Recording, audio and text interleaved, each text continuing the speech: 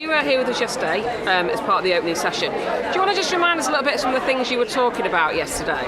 I think we covered quite a lot of areas, but I mean, primary for me, it was about trying to get the message across that I want registered social landlords, housing associations, landlords, whatever, who are working with tenants to take it seriously and do it properly. And I think that's critical. And I think for all the tenants in the room, I was really encouraging them to make their voices heard. It's critically important, whatever's going on politically and in our communities, we need to be making sure tenant voices are heard loud and proud, and that they're playing their active role in the governance and running of their organisations. That's what matters, and all the lessons from my 30 odd years in housing is the better we work with our tenants and in our communities, the better results we get from that. Absolutely. You talked yesterday, I thought, really strongly about that sense of place. Yeah. Now, for those of you who don't know Wythenshawe, you're quite geographically tight as an area. So can that only happen in Wythenshawe, that sense of place? No, I think in many ways we're very lucky in that our boundaries are quite tight. Our 14,000 homes are all within that geography.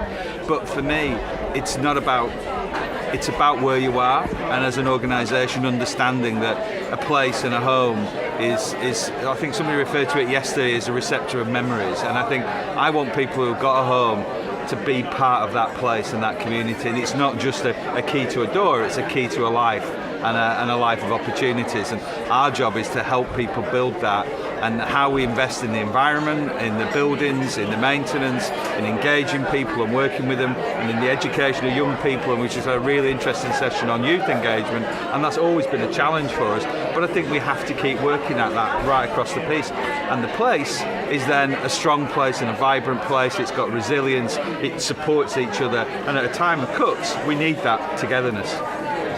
And I think the other thing that people picked up on when they were talking to you was around everyone's clamouring for more social housing. That seems to be back on the agenda. Yeah. I think you were making the point really strongly about you need a range in an organisation to help support that. Do you want to just talk a bit more about that? I think for me it's about having that broad menu that allows people, if people at one point need to rent a home and they need to be able to pay what is a realistic rent for that, and socially rented, what always used to be referred to as council housing and sillies by many people, is actually at the core of what we need for people. Then, as their situation and their choices change, if they want to step onto shared ownership, if it's viable for them and it stacks up, that's great. I haven't got a problem with that.